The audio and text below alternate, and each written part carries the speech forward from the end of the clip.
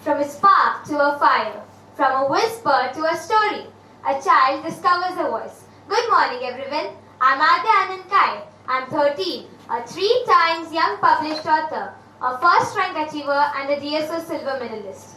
Today I'm here to share with you my little inspiration. Now you all might be wondering, what is that little inspiration? Let me tell you my story. The story starts when I was 10 years old. 10 years old me did not at all like reading and writing. But yes, a person changed everything.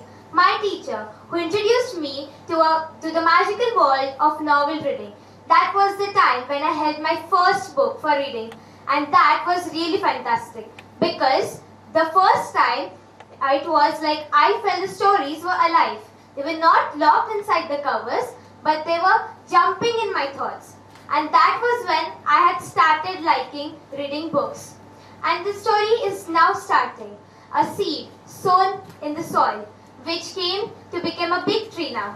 My sister, who was just narrating a small story to her little doll, just to make her doll asleep. And that story inspired me, because her story was very small, very simple, but it was so creative. And that made me think that a 4-year-old child can create a story so effortlessly, so why can't I just try to do that? And that made me sit in front of my laptop, search for a fantastic topic I could try to write on.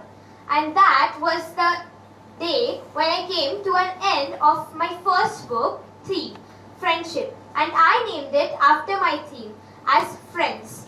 When I ended writing this book, I just got to know that you just need to have courage to just try to do something. And you can do it. And the story is not even ending here. This plant has started growing now. My second book, The Young Planet. This time I wanted to write, but I did not know what I was going to write. The problem, so-called creative block. So simply, blank pages in front of me, and I'm thinking what to write on. And that time entered again my sister Anaya, who just in a simple conversation told me about junk food, a story on it. Now she told me about this because I ate a lots of junk food, and her teacher taught her that junk food was not at all good, and she narrated me a story to just make me understand that junk food was not good. And that was when an idea flashed in my mind, and I just thought that junk food is a very fantastic topic I could write on. I just built on the same spark my sister had shooted, and it came to an end to become a big light. My plant was growing, and that was the end of my second book. I named it as The Young Planet. And the next year, that is the last year, I wanted to write again. But this time, don't worry, I did not face any problem. Because this time, I had that confidence that I could write. This time, I knew what I was going to write. I was going to write about my own experience, about my own pilgrimage trip, which I had just that time. And that trip was not an ordinary one. Because that time, the trip, we had a lot of ups and downs. Where our train got 5 hours late, and there were many ups and downs which we faced. Like, we did not, as we expected the trip to be, it was not at all like that. And when we came back, I just wrote on it. And when I was writing this, I just thought to myself that I got a different feeling. Like I was not writing the story or some words like I did last 2 times. But this time I felt like I was writing myself, my own experience. And that was when I finished my book. I published it as The Indelible Pilgrimage.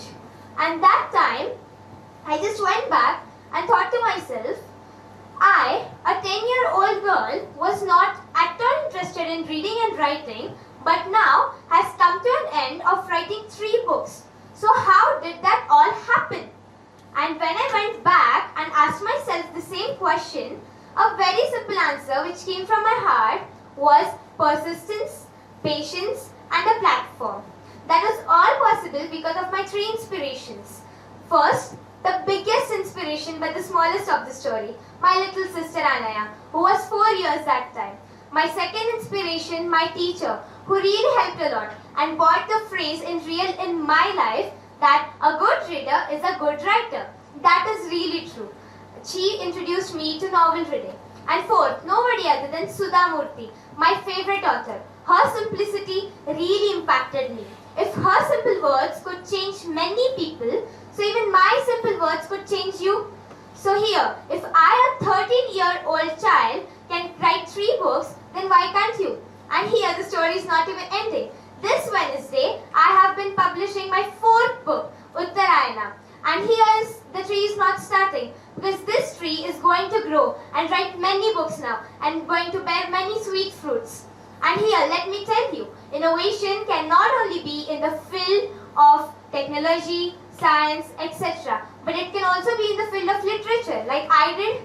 But it can also not be in literature. It can be any innovation that you do. Either you do it in some music sort or you do it in anything you like. Just you have to look at it in that way. Innovation is everywhere. And here, let me tell you something very important. Passion outruns age. Passion does not require any age limit. Whether you be a small child like me or an adult sitting out there, you can opt your passion just now. You don't need to think a lot. But yes, you just need to know what your passion is. And how do you come to know about it?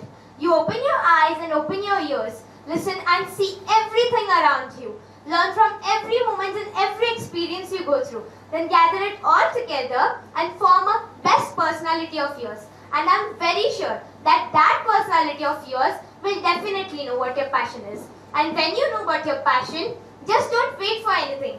Just go and opt it. Do something very good in it. And that is when you're going to be happy. And if you are happy, the surrounding around you is going to be happy. And if the surrounding around you, the people around you are going to be happy, then everything is going to go very well. And when everything goes well, you're going to stay healthy. And health matters, so opt for your passion. And yes, here comes another big topic, time management.